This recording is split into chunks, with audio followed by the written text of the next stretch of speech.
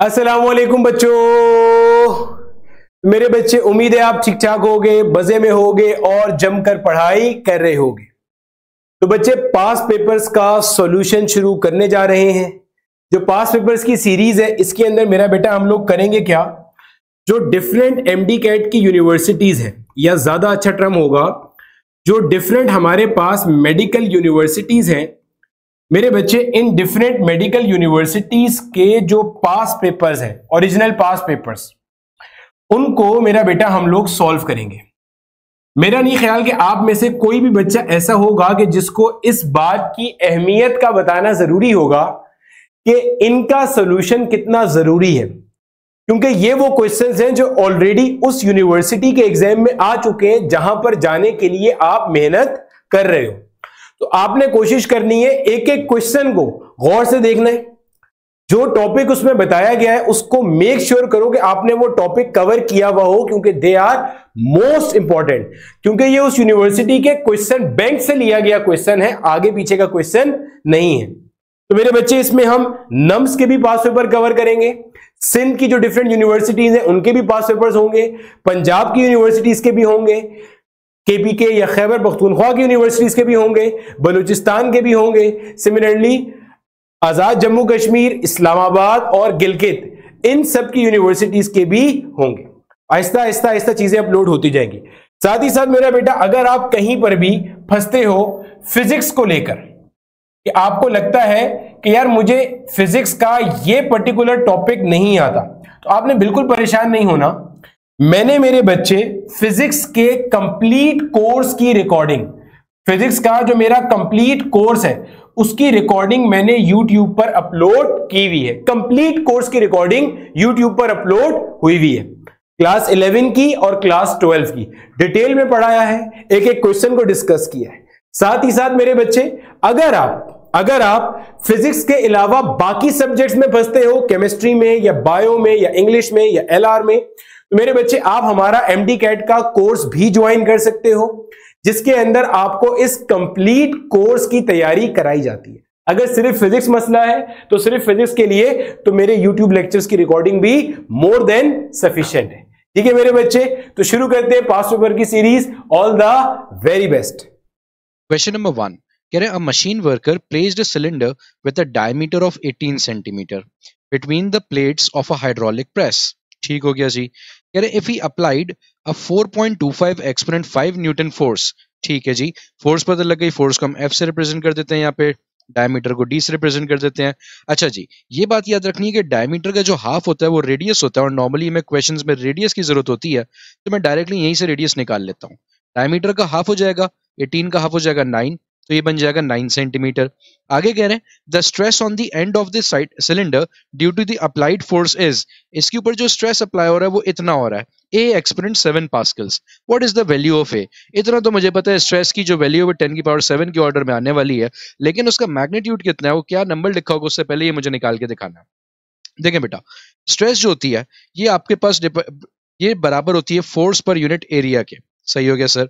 Force हमारे पास यहाँ पे कितनी गिवन है, 4.25, और आगे आ जाएगा 10⁵। डन हो गया। इसी तरीके से अगर मैं डिवाइड करूं एरिया से, एरिया जो होता है आपके पास एक सिलेंडर का, उसका फॉर्मूला होता है πr²। यहाँ पे जो रेडियस है वो हमें गिवन है 9 सेंटीमीटर। सेंटीमीटर को पहले तो मैं मीटर में ले जाऊंगा, ये हो जाएगा 9 एक्सपोनेंट -2। सेंटी का जो प्रीफिक्स होता है ये 10⁻2 होता है, और इस पे क्या लग जाएगा हमारे पास, स्क्वायर। डन हो गया। आगे देखते हैं ये क्या बनेगा, ये हो जाएगा 4.25 एक्सपोनेंट 5 एज इट इज आपके पास। नीचे क्या चलेगा आपके पास, नीचे समझना, 9 का जो स्क्वायर होता है वो होता है 81।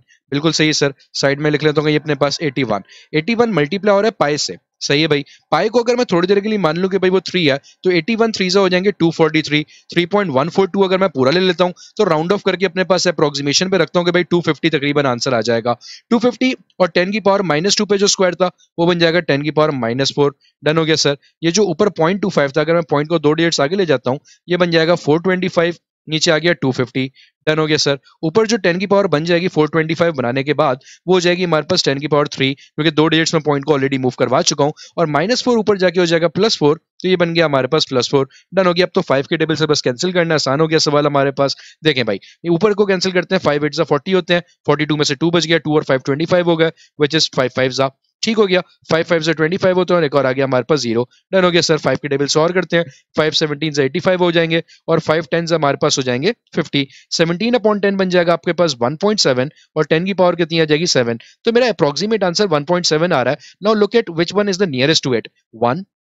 1/2 जो कि बराबर होता है 0.5 के, 1.3 और 1.67। 1.67 को जब मैं राउंड ऑफ करूंगा तो ये भी 1.7 बन जाएगा, जिसका मतलब मेरा नियरेस्ट आंसर जो आ रहा है वो कौन सा हो जाएगा, option D 1.67 exponent 7 pascals. Moving on, question number 2 कह रहे हैं echo is produced by reflection of sound B wave from denser medium. ठीक हो गया। What is the phase change between sound wave and echo. देखो मेरे बच्चे, मेरी एक बात याद रखना अपने पास कि जब भी आपके पास कोई भी साउंड वेव या कोई भी वेव रिफ्लेक्ट करती है तो रिफ्लेक्ट करने में होता क्या है कि जिस डायरेक्शन से वो आ रही होती है वो एग्जैक्टली उसके ऑपोजिट डायरेक्शन में चली जाती है। एग्जैक्टली ऑपोजिट जानने का मतलब क्या है आपके पास, अगर हमारे पास फॉरवर्ड डायरेक्शन थी तो एग्जैक्टली ऑपोजिट क्या बन जाएगी, आपके पास बैकवर्ड। अच्छा, अगर हम लोग एग्जैक्टली ऑपोजिट की बात करते हैं तो हमेशा याद रखिएगा कि एग्जैक्टली ऑपोजिट चीजों के दरमियान जो एंगल होता है वो हमेशा कितना होता है, 180 डिग्री। और इसी को हम लोग आपके पास वेव की टर्म्स में फेज एंगल भी कहते हैं। तो यहाँ पे हमारे पास फेज चेंज कितना आ जाएगा जब एग्जैक्टली ऑपोजिट हो जाएगी आपके पास, तो वो जाएगा sir 180 degree, which is option B. ठीक है भाई, मूविंग ऑन, क्वेश्चन नंबर 3 कह रहे हैं Hooke's law states that with in proportionality limit. आइए जरा हुक्स लॉ को भी पढ़ लेते हैं भाई। हुक्स लॉ क्या कहता है आपके पास, हुक्स लॉ ये कहता है कि विद इन इलास्टिक लिमिट या within proportionality limit stress is directly proportional to strain. जितना आप किसी भी ऑब्जेक्ट पे स्ट्रेस अप्लाई करते हो, फोर्स पर यूनिट एरिया अप्लाई करते हो, उतना उसकी शेप में पर यूनिट साइज चेंज आता है हमारे पास। ठीक हो गया जी। तो stress is directly proportional to strain, यानी कि जितना स्ट्रेस लगाओगे उतना शेप में चेंज आएगा आपके पास। अगर मैं यहाँ से प्रोपोर्शनल हटाता हूं तो क्या लग जाएगा हमारे पास, स्ट्रेस इज इक्वल टू और एक लगेगा कांस्टेंट आपके पास। ठीक हो गया सर। और आगे क्या आ जाएगा हमारे पास, स्ट्रेन। डन हो गया। अब अगर मैं स्ट्रेन को दूसरी साइड पे ले जाऊं तो स्ट्रेस के पास जाके क्या हो जाएगा हमारे पास, डिवाइड। स्ट्रेस और स्ट्रेन का जो रेशियो है ये क्या बन जाएगा हमारे पास, कांस्टेंट बन जाएगा। ठीक है, तो इसका मतलब हुक्स लॉ में क्या बता रहा है, या तो बता रहा है stress is directly proportional to strain, या कह रहा है स्ट्रेस और स्ट्रेन का जो रेशियो है वो क्या है, कांस्टेंट है। अब देखो, ए कह रहा है stress is less than strain, ये तो कहीं भी नहीं बताया इसने ऐसा आपके पास। B, stress and strain are equal, ये भी कहीं से इन्फ्रेंस नहीं निकल पा रहा। C, product of stress and strain is constant, नहीं सर, रेशियो कांस्टेंट होगा। डी, तो करेक्ट हो जाएगा हमारे पास option D, ratio of stress and strain is constant. ठीक हो गया भाई, तो करेक्ट ऑप्शन हो जाएगा हमारे पास option D. Moving on, question number 4 में कह रहे हैं in double slit experiment two slits are 0.2 millimetre apart. Distance between slits को हम डी से रिप्रेजेंट करते हैं। आगे कह रहे हैं with the screen eight a distance of, screen के डिस्टेंस को आप एल से रिप्रेजेंट करते हो, 1 मीटर आ गया। कह रहे हैं द थर्ड ब्राइट फ्रिंज, कौन सी bright fringe, third bright fringe. तो एम की वैल्यू हमारे पास, ऑर्डर ऑफ ब्राइट फ्रिंज आ गई third, is found to be displaced at a distance of. Bright fringe का जो डिस्टेंस है उसको हम लोग सिंपली वाई बी से रिप्रेजेंट करते हैं और वो आ गया 7.5 मिलीमीटर। कह रहे हैं what is the value of wavelength, wavelength की वैल्यू निकाल के दिखाओ। चूंकि मेरे सारे ऑप्शंस मिलीमीटर्स में है तो मैं एक काम करूंगा, मैं अपने सवाल को मीटर में कन्वर्ट करने के बजाय मिलीमीटर में कर लूंगा। देखो बेटा, position of bright fringe from the central bright fringe का जो फॉर्मूला होता है वो होता है हमारे पास M lambda L over D. ठीक हो गया सर। मुझे यहां से लेमडा की वैल्यू निकालनी है, लेमडा को अलग कर लेते हैं। लेमडा का फॉर्मूला क्या बन जाएगा हमारे पास, वाई ब्राइट फ्रिंज का position multiply by d divided by m l. अब देखो आपके पास किस किस चीज को चेंज करना है। ब्राइट फ्रिंज की पोजीशन कितनी है सर, 7.5 मिलीमीटर, ये तो एज इट इज रहेगा।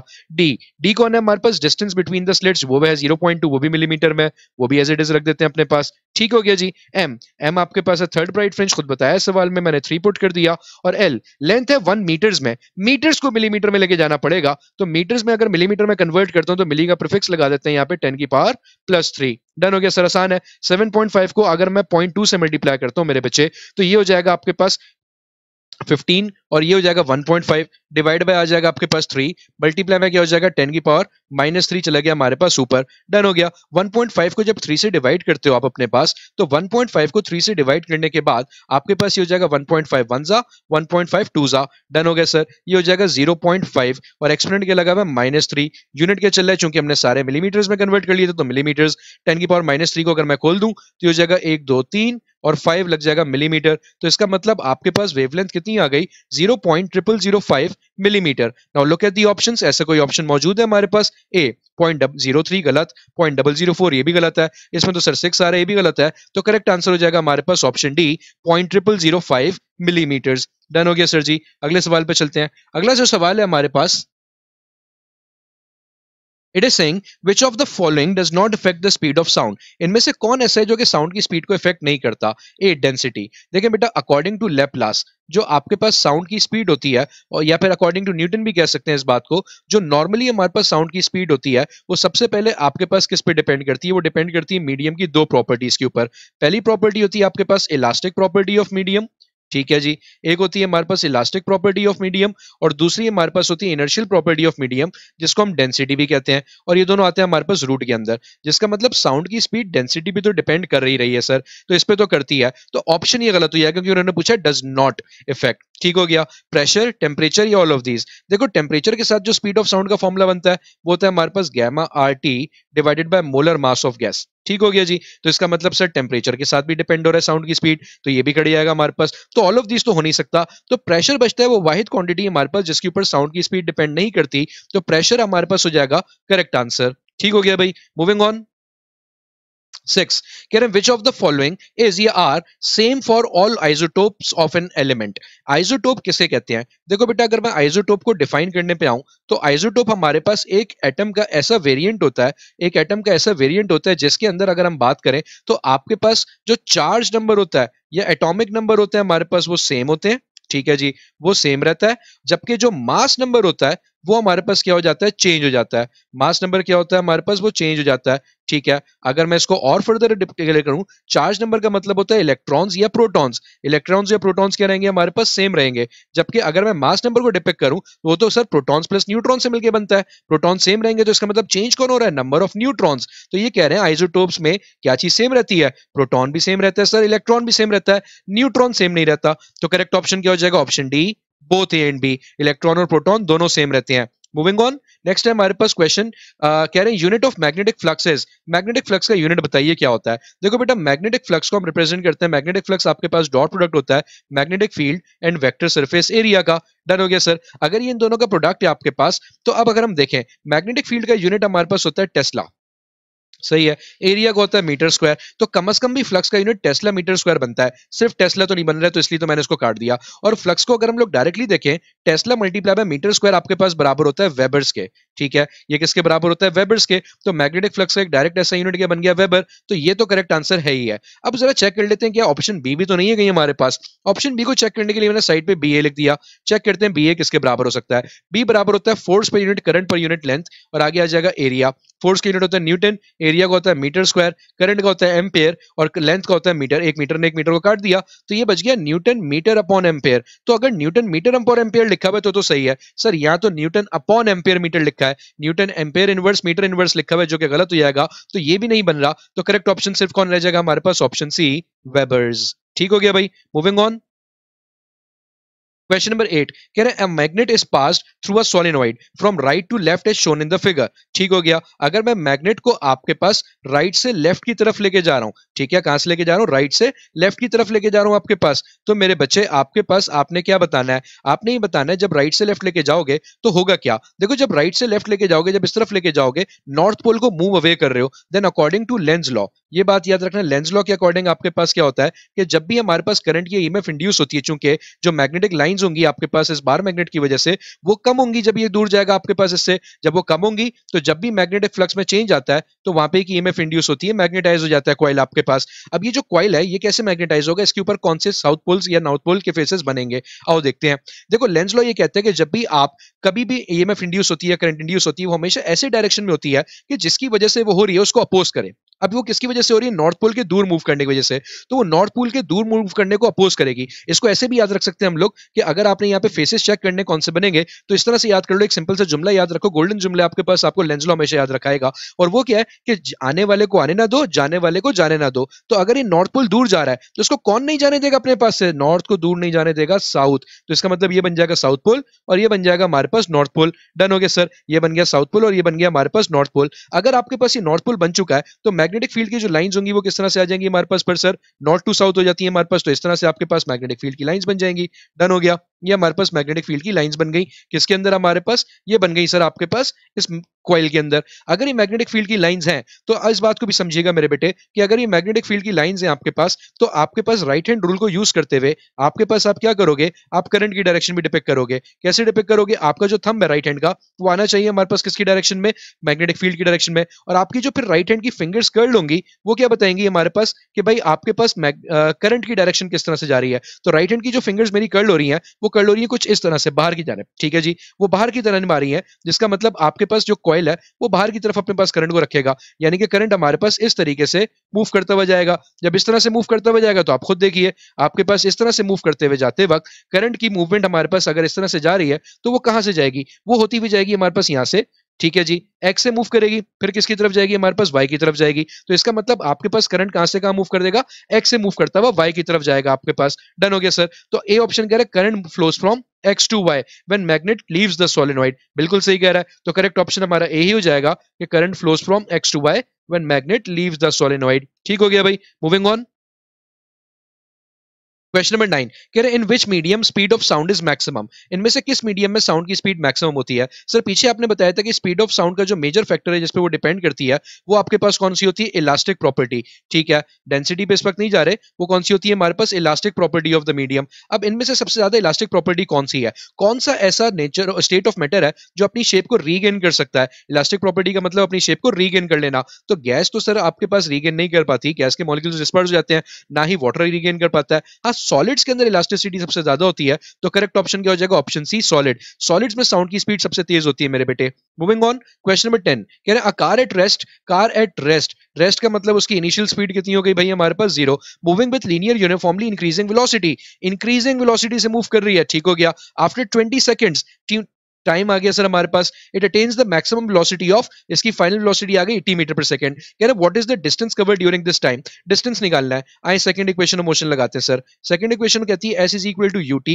Plus half a t square. क्या आपको एस्लेशन पता है सर, नहीं पता, साइड पे निकाल लेते हैं सिंपली। एस्लेशन होती है v minus you upon T, final speed है 80, इनिशियल स्पीड एंडा, टाइम कितना दिया हुआ है 20, 80 अपॉन 20 हो जाएंगे सर 4 मीटर पर सेकंड स्क्वायर। एस्लेशन आ गई सिंपली, यू हमारे पास है 0, टाइम हमें कितना दिया हुआ है 20 सेकंड्स, डन हो गया, प्लस हाफ एसेलरेशन सर हमारे पास है 4 और टाइम हमें दिया हुआ है 20 और उसका क्या लग जाएगा स्क्वायर, 2 1 2 और 2 2 4 हो जाएंगे आपके पास। 20 का स्क्वायर होता है 400 और 400 2 हो जाएंगे 800। तो इसका मतलब कितना डिस्टेंस कवर कर लिया इसने आपके पास, 800 मीटर्स कवर कर लिया, विच इज ऑप्शन नंबर सी।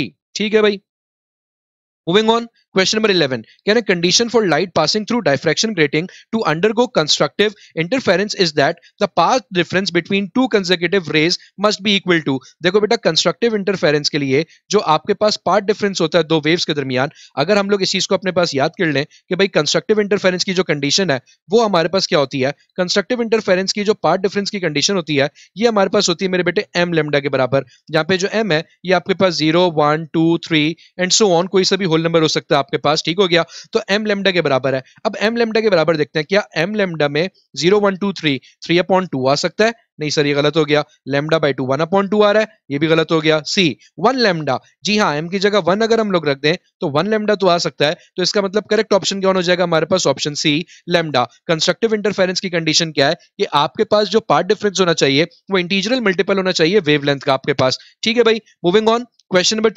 12 में कह रहे हैं which of the following is true concerning the diagram below. इस डायग्राम को देखिए और बताइए कौन से ट्रू है। तो मेरे बेटे according to Kirchhoff's current law हमारे पास जितना भी करंट किसी भी नोड को, जितना भी करंट किसी नोड के अंदर एंटर हो रहा होता है वो बराबर होना चाहिए टोटल करंट के जो कि उस नोड से क्या कर रहा है आपके पास बाहर निकल रहा है। अब ये नोड है हमारे पास, इस नोड में एंटर होने वाला करंट देखो जो उसकी तरफ आ रहा है सर वो सिर्फ I1 है, जा कौन रहा है I2 भी बाहर जा रहा है, I3 भी बाहर जा रहा है, I4 भी बाहर जा रहा है और I5 भी बाहर जा रहा है हमारे पास। तो इसका मतलब क्या हो गया, एंटरिंग करंट जो है वो आपके पास हो जाएगा I1 और लीविंग करंट कौन कौन से हो जाएंगे I2 I3 I4 plus I5। Done हो गया सर जी। अब अगर मैं I1 को दूसरी साइड पे ले जाता हूं तो ये हो जाएगा माइनस I1, बाकी सारे प्लस में रहेंगे, plus I2 plus I3 plus I4 plus I5 और ओवरऑल आंसर क्या हो जाएगा हमारे पास 0। ठीक हो गया सर जी यहां तक। अब देखते हैं ऐसी कोई इक्वेशन सवाल में लिखी है कि नहीं लिखी। ऑप्शन ए कह रहा है I1 plus I2 plus I3 सारों में प्लस लगा दिए तो गलत हो गया। बी कह रहा है हमारे पास माइनस I1 और I2 I3 I4 I5 सब प्लस में है, ये मैच कर रहा है, तो सर करेक्ट ऑप्शन कौन हो जाएगा फिर हमारे पास, ऑप्शन बी। ठीक हो गया जी, मूविंग ऑन, 13 कह रहे energy stored in a stretch wire is given by. देखो बेटा स्ट्रेच वायर के अंदर जो एनर्जी स्टोर्ड होती है उसका वैसे तो फॉर्मूला हमारे पास होता है half force into delta L. अब यहाँ पे इस तरह का तो कोई फॉर्मूला गिवन नहीं है, अलबत्ता डेल्टा एल तो हमें नजर आ रहा है सारे ऑप्शंस में, फोर्स नजर नहीं आ रही। फोर्स की जगह ई यंग्स मॉडुलस इन्होंने इंट्रोड्यूस कर दिया है। अगर मैं यंग मॉडुलस को खोल के देखूं तो हम लोगों ने हुक्स लॉ के अंदर भी देखा था, जो कांस्टेंट आ रहा था ना पीछे सवाल में हुक्स लॉ के अंदर, वो एक्चुअली यंग मॉडुलस होता है। तो यंग मॉडुलस का जो फॉर्मूला है वो क्या है, stress over strain.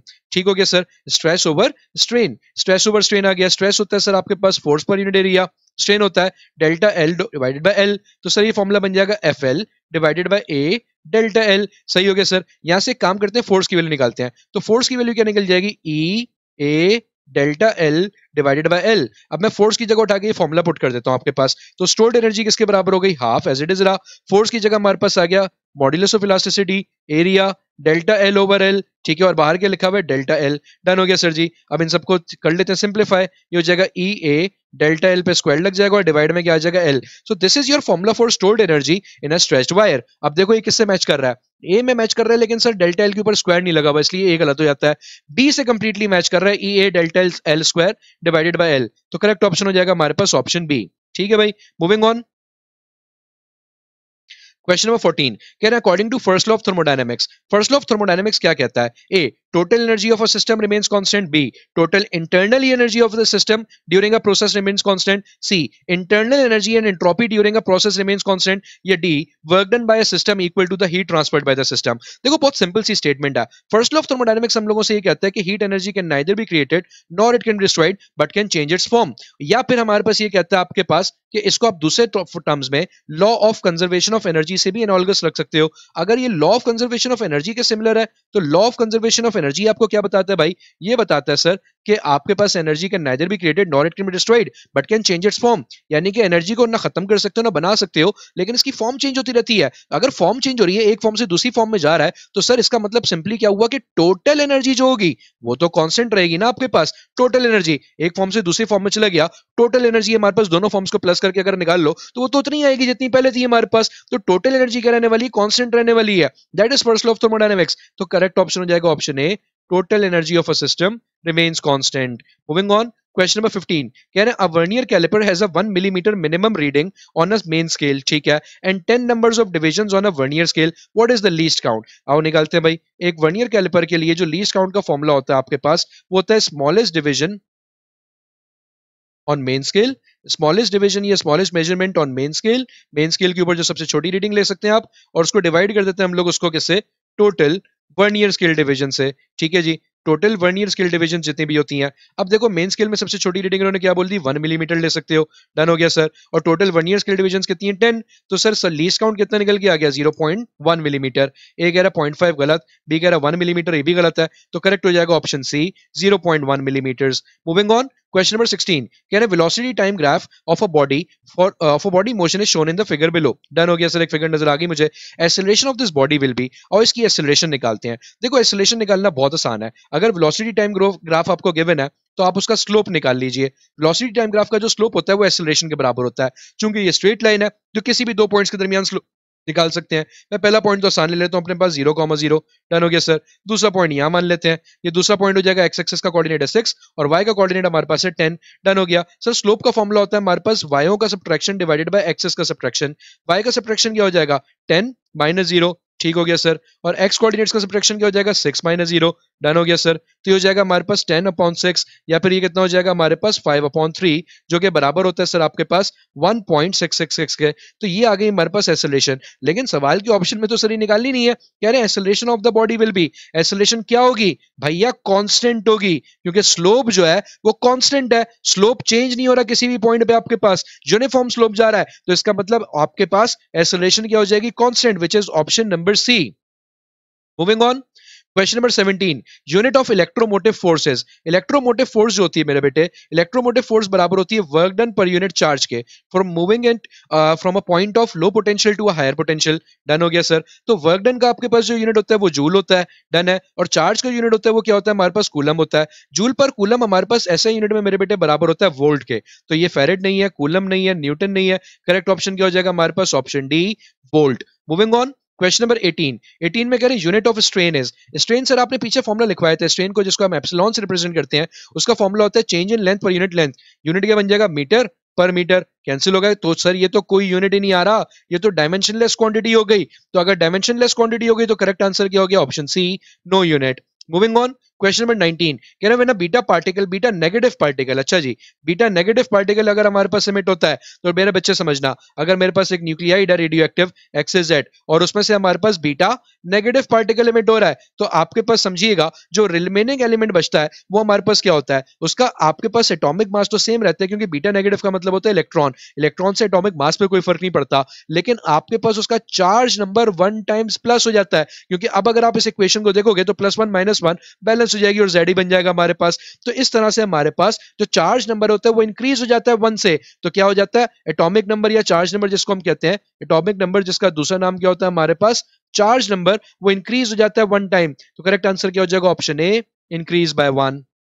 Moving on, question number 20 कह रहे 1 coulomb equals to, coulomb units के अंदर किसके बराबर होता है, सर कूलम यूनिट होता है चार्ज का, चार्ज का फॉर्मूला होता है करंट इनटू टाइम, तो इसका मतलब कूलम को अगर मैं निकालने जाता हूं तो कूलम बराबर आ जाता है करंट, करंट का यूनिट होता है हमारे पास ऐसा ही एम्पेयर और टाइम का ऐसा यूनिट होता है सेकंड, तो कूलम बराबर आ गया एम्पेयर मल्टीप्लाई बाय सेकंड के, किलोग्राम मीटर पर सेकंड स्क्वायर गलत, किलोग्राम मीटर स्क्वायर इनवर्स और सेकंड स्क्वायर इनवर्स गलत, ये हो जाएगा sir option C ampere second के आपके पास। मूविंग ऑन, 21 कह रहे हैं if the resistance of a conductor is zero, एक कंडक्टर की रेजिस्टेंस जीरो है, रेजिस्टेंस का मतलब क्या होता है, रेजिस्टेंस का मतलब होता है करंट को कितनी रुकावट मिल रही है, करंट को जो रुकावट मिलती है एक वायर के अंदर उसे हम कहते हैं रेजिस्टेंस। ये कह रहे हैं रुकावट है ही नहीं, रुकावट है ही नहीं तो करंट कितना फ्लो करेगा, देखते हैं। करंट को ओम्स लॉ के अकॉर्डिंग फॉर्मूला होता है V/R, रुकावट जीरो हो गई तो sir anything divided by zero is infinity, तो करंट कितना हो जाएगा, थ्योरेटिकली इनफिनाइट हो जाएगा, तो करेक्ट ऑप्शन क्या हो जाएगा हमारे पास, option B infinity. Moving on, question number 22 कह रहे which of the following has the highest value of speed of sound in it, sir ये तो अभी आपने पीछे ही बताया था कि साउंड की स्पीड जो सबसे ज्यादा होती है हमारे पास वो ऐसे मीडियम में होती है जिसकी इलास्टिसिटी सबसे ज्यादा होगी, और सॉलिड लिक्विड गैसेस में सबसे ज्यादा इलास्टिसिटी हमारे पास होती है सॉलिड्स की, तो करेक्ट ऑप्शन हो जाता है option C solids. Moving on, 23 कह रहे an aircraft is moving along a straight path with constant velocity, आपके पास एक एयरक्राफ्ट है जो कि स्ट्रेट लाइन में मूव कर रहा है, और कैसे मूव कर रहा है, कांस्टेंट वेलोसिटी से मूव कर रहा है, वेलोसिटी चेंज नहीं हो रही। आपसे बोलने इसकी एक्सेलरेशन कितनी होगी, सर एक्सेलरेशन बराबर होती है rate of change of velocity के चेंज डिवाइडेड बाय टाइम के, वेलोसिटी में चेंज नहीं आ रहा क्योंकि सवाल कह रहा है कांस्टेंट वेलोसिटी, तो इसका मतलब डेल्टा वी कितना हो जाएगा, जीरो, तो एक्सेलरेशन भी कितनी हो जाएगी सर, जीरो, करेक्ट ऑप्शन हो जाएगा हमारे पास option B zero. Moving on, कह रहे फाइंड 105.30 प्लस 34.203 प्लस 0.005, आओ फाइंड करते हैं भाई अपने पास क्या हो जाएगा, तो अगर मैं 34.203 में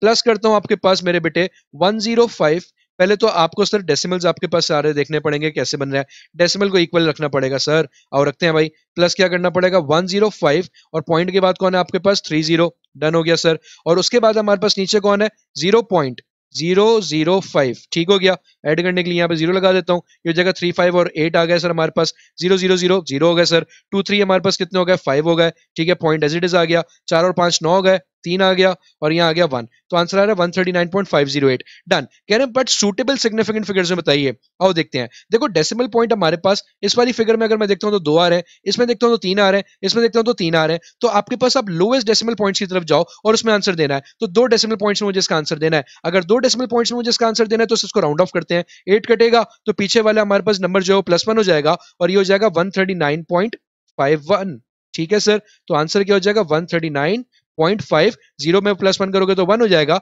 आंसर हो जाएगा 2 डेसिमल प्लेसेस में 139.51, करेक्ट आंसर हो जाएगा ऑप्शन ए 139.51। मूविंग ऑन, 25 कह रहे X rays having wavelength of 22 picometre, ठीक है, ये एक्सरेज की वेवलेंथ आ गई, are scattered from a carbon 14 target, the scattered radiations are being viewed at 60 degree to the incident beam, what is the change in wavelength, sir Compton ने हमें ये wavelength का चेंज निकालना सिखाया था, और इस चेंज इन वेवलेंथ का फॉर्मूला होता है lambda C multiply by 1 minus cos theta, जिसमें लैम्डा सी होती है हमारे पास कॉम्पटन्स वेवलेंथ, जिसकी वैल्यू मेरे बेटे आपके पास होती है 2.4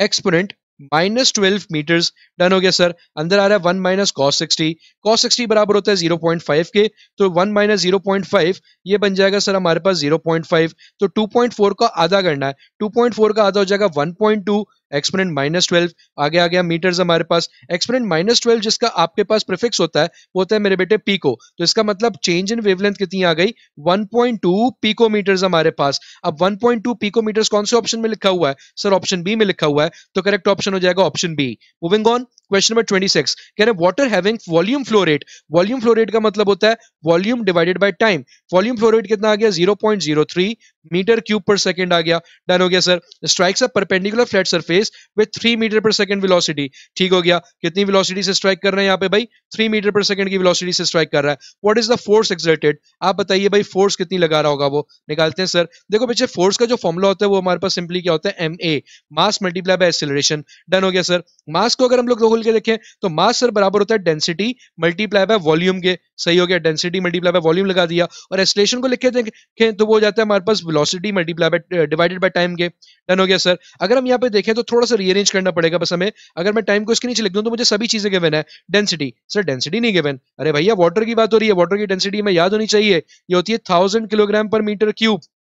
सही है सर, ये हो गई 1000। अच्छा जी, delta V upon T, volume flow rate कितना देती है 0.03, ये भी लगा दिया मैंने आपके पास साथ साथ। मल्टीप्लाई में वेलोसिटी कितनी दे दी आपको सर? 3 दे दी, ये भी लगा दिया मैंने आपके पास साथ साथ। डन हो गया। और इसको थोड़ा सा अपने पास खोल के लिख लेते हैं भाई, क्या बन रहा है हमारे पास आंसर? तो सर ये हो जाएगा 1000 मल्टीप्लाई बाय 0.03 को मैं कैसे लिख सकता हूँ 3 एक्सपोनेंट -2 और आगे आ जाएगा 3 3 3 9 हो जाएंगे, 9000 बन जाएगा।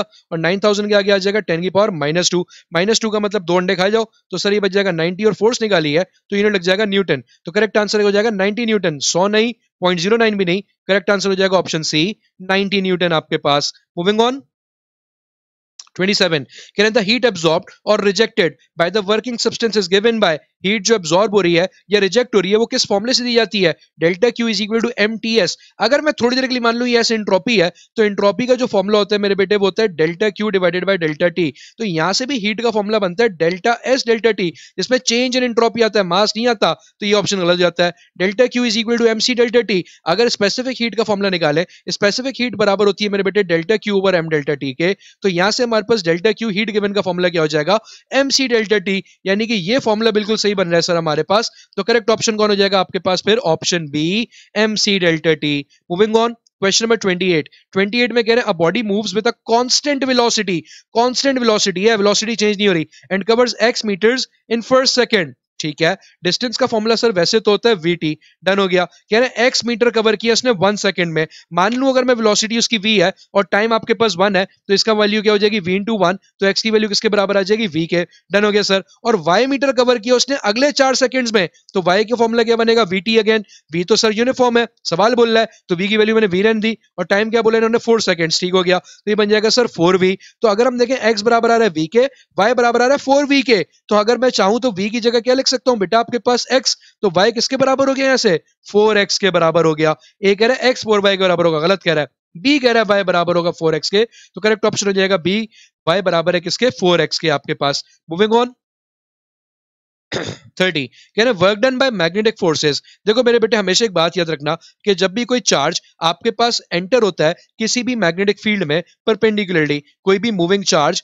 आपके पास जब एंटर होता है किसी मूविंग मैग्नेटिक फील्ड में, तो वो मैग्नेटिक फील्ड की परपेंडिकुलर फोर्स लगने की वजह से रोटेट करने लग जाता है, यानी कि मैग्नेटिक फील्ड उस पर as a centripetal force act करती है। मैग्नेटिक फोर्स उस पर एक्ट करती है एज अ सेंट्रीपिटल फोर्स। अगर हम गौर से देखें, फॉर एग्जाम्पल चार्ज इस पॉइंट पर है तो सेंट्रीपिटल फोर्स लग रही होगी towards the centre of the circle, और चार्ज की जो पोजीशन होगी वो टेंजेंशियल होगी तो वो इस तरह से निकाली जाएगी, तो दोनों के दरमियान एंगल कितना बन गया? 90 डिग्री। डन हो गया सर। तो वर्क डन का जो फॉर्मूला होता है वो क्या होता है हमारे पास? fs cos थीटा, और यहाँ पे cos के लग जाएगा 90, cos 90 बराबर होता है 0 के, तो ओवरऑल वर्क क्या हो जाएगा हमारे पास? 0। तो एक मूविंग चार्ज के ऊपर मैग्नेटिक फील्ड जो वर्क कर रही होती है वो कितना हो जाता है? 0 हो जाता है। करेक्ट ऑप्शन हो जाएगा ऑप्शन बी 0। मूविंग ऑन, 31 कह रहे हैं unit of blood pressure used in daily life is. जो नॉर्मल हम डेली लाइफ में नहीं मेजर कर रहे होते अपना ब्लड प्रेशर कि यार 80 120 आ रहा है आपके पास, हाई हो जाता है बीपी, तो हम लोग बोलते हैं यार 160 180 चला गया हमारे पास, तो वो 160 180 के आगे यूनिट क्या लगता है सर? उसके आगे जो मेरे बेटे यूनिट लगता है हमारे पास नॉर्मली वो होता है मिलीमीटर ऑफ एच। और मजे की बात याद रखिएगा कि 1 मिलीमीटर ऑफ एच बराबर होता है 1 टॉर्ग।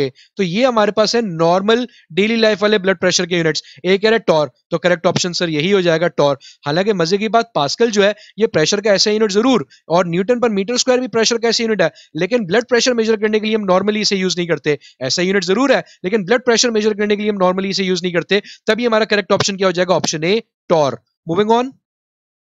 32 कह रहे find the velocity of discharge through an orifice of 2.5 metre below the water surface, यानी कि हमारे पास एक ऑरिफिस जो कि 2.5 मीटर बिलो है वाटर सरफेस के, उससे कितना वेलोसिटी डिस्चार्ज निकलेगी हमारे पास, कितना वेलोसिटी से पानी बहेगा आपके पास, ये निकाल के दिखाना है मुझे। तो सर आपके पास वेलोसिटी ऑफ रिफ्लेक्स का फॉर्मूला होता है √2gh। डन हो गया। 2 जी कितना दिया हुआ आपके पास, अरे जी तो याद होता है सर 9.8। हाइट कितनी दी हुई है भाई 2.5। डन हो गया। सब किसके अंदर है, रूट के अंदर है। 2.5 इंटू 2 5 होंगे और 9.8 5 हो जाएंगे हमारे पास 49। डन हो गया। रूट के अंदर 49 का रूट होता है सर 7, तो आंसर आ गया स्पीड का कितना 7 मीटर पर सेकंड। 3.5 नहीं आ रहा, 4 भी नहीं आ रहा, 6.5 भी नहीं आ रहा। करेक्ट ऑप्शन हो जाएगा आपके पास ऑप्शन डी 7 मीटर पर सेकंड। Moving on.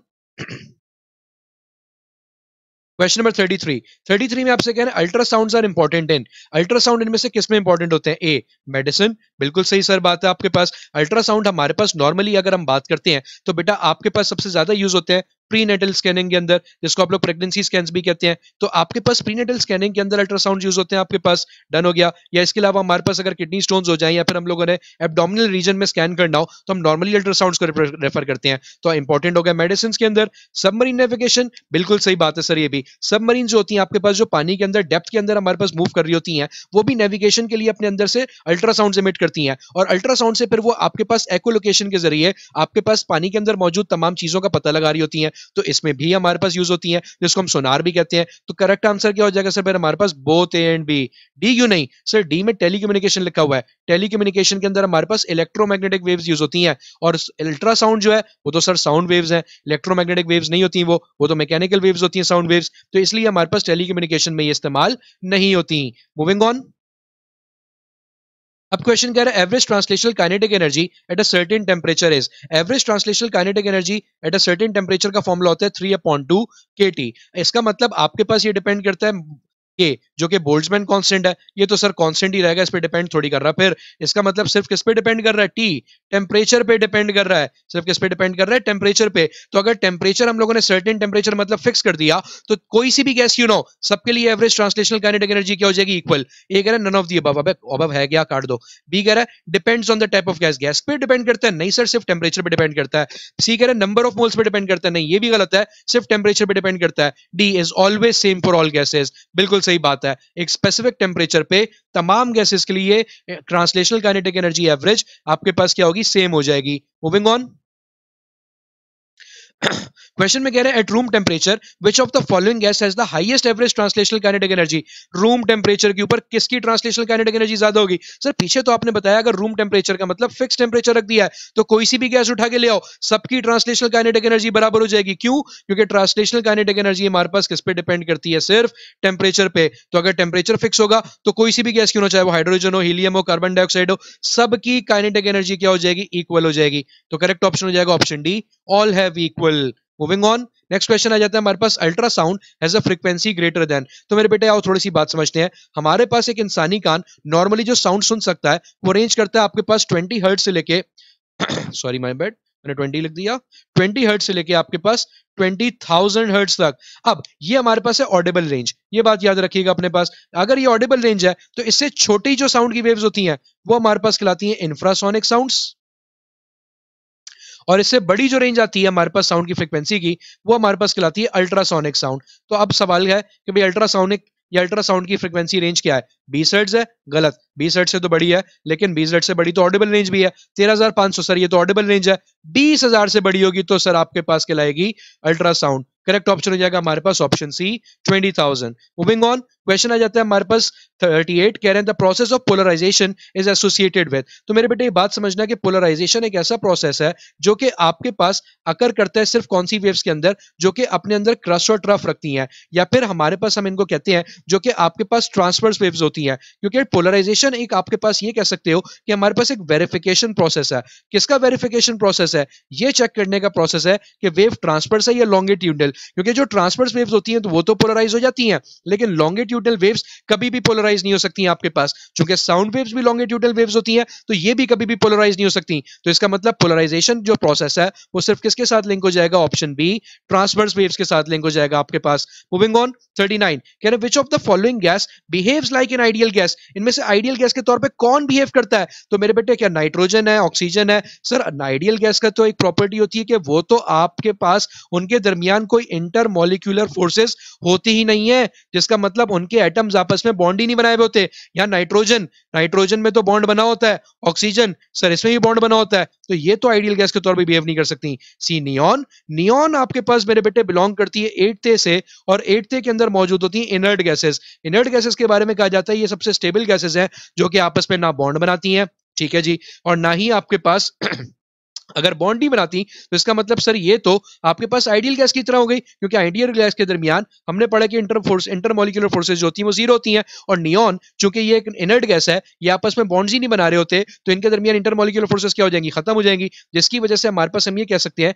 कि कार्बन डाइऑक्साइड भी बॉन्ड बनाया हुआ सर इसने भी कार्बन और ऑक्सीजन के दरमियान, ये भी नहीं हो सकता। तो आपके पास ये कहा जा सकता है कि जो नियॉन है ये हमारे पास फिर आपके पास मेरे बेटे सबसे नियरेस्ट है एक आइडियल गैस के। मूविंग ऑन 40, कहते हैं the maximum distance between the molecule of gases can be. एक आइडियल गैस के बारे में अगर हम बात करें तो सर पीछे आपने बताया कोई इंटरमॉलिक्यूलर फोर्सेस ही नहीं है, तो ये तो जितना दूर चाहे एक दूसरे के साथ उतना हो सकते हैं, तो थियोरेटिकली मैक्सिमम तरीन डिस्टेंस क्या बन जाएगा? सबसे बड़ा नंबर। क्या सबसे बड़ा नंबर 0 होता है? नहीं सर। क्या सबसे बड़ा 100 सेंटीमीटर होता है? नहीं सर। क्या नन ऑफ दीज होता है? नहीं सर। सबसे बड़ा नंबर होता है इनफिनाइट। तो इसका मतलब थियोरेटिकली तो गैसेस के दरमियान जो मैक्सिमम डिस्टेंस एग्जिस्ट कर सकता है वो हमारे पास कितना हो सकता है? इनफिनाइट हो सकता है। मूविंग ऑन 41, कह रहे हैं 2.04 मीटर क्यूब पर second water flows from a height of 15 metres. ठीक हो गया। आपके पास यहाँ पे वॉल्यूम फ्लो रेट दे दिया, दोबारा से लिख देते हैं सर। वॉल्यूम फ्लो रेट कितना आ गया हमारे पास? 2.04 मीटर क्यूब पर सेकंड। डन हो गया। कितनी हाइट से फ्लो कर रहा है सर? हमारे पास 15 मीटर की हाइट से फ्लो कर रहा है एक टरबाइन से। कह रहे हैं what is the power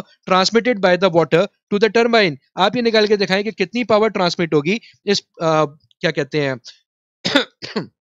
water से टरबाइन को आपके पास। ठीक है सर, निकालते हैं आपके पास, कैसे निकालेंगे? और देखना, देखो आपके पास यहाँ पे अगर मैं निकालने पे आता हूं तो देखो पावर का जो नॉर्मली मेरे बेटा फॉर्मूला होता है वो क्या होता है? Energy per unit time. चूंकि आपके पास यहाँ पे जो वाटर है वो एक हाइट से फ्लो कर रहा है, तो हाइट से फ्लो करते हैं मतलब उसके वक्त उस पे हाइट पे जब वो वाटर होगा तो उसके पास कौन सी एनर्जी होगी sir? Potential energy. Potential energy का फॉर्मूला होता है mgh। तो मैं यहाँ पे क्या लिख सकता हूँ सर? आपके पास mgh अपॉन टी। सर मास तो कहीं गिवन नहीं है, वॉल्यूम गिवन है, कोई बात नहीं, मास खुद बराबर होता है डेंसिटी मल्टीप्लाई बाय वॉल्यूम के। डन हो गया। आगे आ जाएगा जीएच और अपॉन में आ जाएगा टी। मजे की बात सर ये डेल्टा वी अपॉन टी तो हमें गिवन है, कितना गिवन है? 2.04। आओ वैल्यूज पुट करते हैं।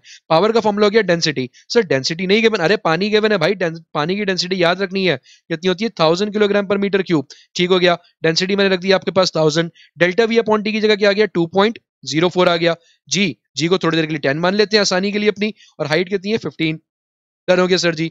अब देखो 2.04 मल्टीप्लाई बाय 1000, तो सर ये हो जाएगा हमारे पास सिंपली 2040 मल्टीप्लाई बाय 10, एक और जीरो लग गया, और मल्टीप्लाई किससे हो रहा है सर? 15 से। तो 20400 को मुझे किससे मल्टीप्लाई करना है? 15 से मल्टीप्लाई करना है। आए कर देते हैं सर साइड पे 20400 को। अगर मुझे इसी को करना है भाई तो आपके पास इसको 15 से मल्टीप्लाई करने के लिए एक आसान काम क्या करते हैं सर अपने लिए? इसको मना लेते हैं, ये 2.04 आपके पास है और पॉइंट का लग जाएगा 1 2 3 4, तो 10 की पावर बन जाएगी 4। मल्टीप्लाई करना है सिर्फ किससे? इसको 15 से, तो सिर्फ इस साइड को मल्टीप्लाई करते हैं अपने पास। ठीक है सर, आए मल्टीप्लाई करते हैं अपने पास, देखते हैं क्या बनेगा।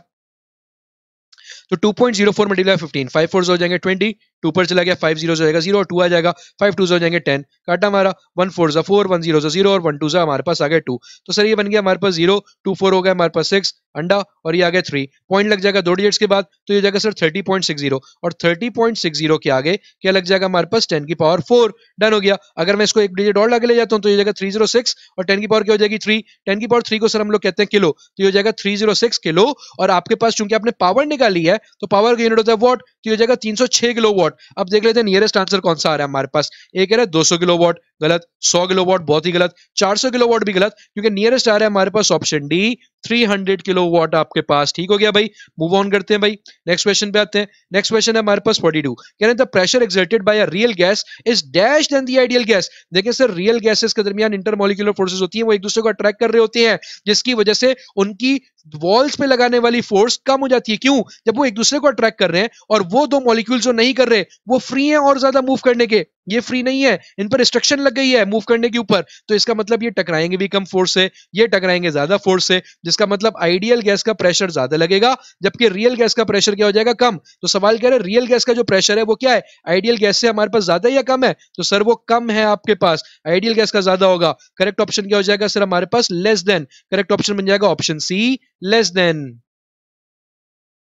मूविंग ऑन, क्वेश्चन 43 कह रहे what is the average translational kinetic energy at 200 kelvin. Sir kinetic energy translational निकालने का फॉर्मूला आपने पीछे बताया था, 3/2 kT होता है, आई लगाते हैं, तो सर ये हो जाएगा 3/2, के की वैल्यू हमारे पास होती है 1.38, एक्सपेरिमेंट में लग जाएगा 23 माइनस का, ठीक हो गया, और टेम्परेचर कितना दिया हुआ है 200, डन हो गया, 2 1 2, 200 हो जाएगा हमारे पास ये। अच्छा सर डन हो गया। अब देखें यहाँ पे हमारे पास जो बन रहा है वो बन रहा है 138 मल्टीप्लाई बाय 100, 1.38 को जब 100 से मल्टीप्लाई करोगे तो हो जाएगा 138, और 10 की पावर क्या रह जाएगी हमारे पास -23। अब 138 को 3 से तो मल्टीप्लाई करना है सर, सिर्फ 8 3 हो जाएंगे 24, 2 ऊपर गया हमारे पास, 3 3 9 और 2 11, 1 ऊपर चला गया, 3 1 3 और 1 4, तो सर ये आ गया 414, तो ये बन जाएगा सर 414, और 10 की पावर आ जाएगी -23, थोड़ा खूबसूरती से सकते हैं पॉइंट यहाँ है 1 2 जो मूव करके गया, ये बन गया 4.14, और 10 की पावर कितनी हो गई माइनस का 21 यूनिट लग जाएगा जूल्स, तो काइनेटिक एनर्जी कितनी निकल के आ गई हमारे पास 4.14, एक्सपेरिमेंट -21 जूल्स। अच्छा मजे की बात, हमारे पास एक छोटी सी चीज मिस्टेक सही कर लेते हैं,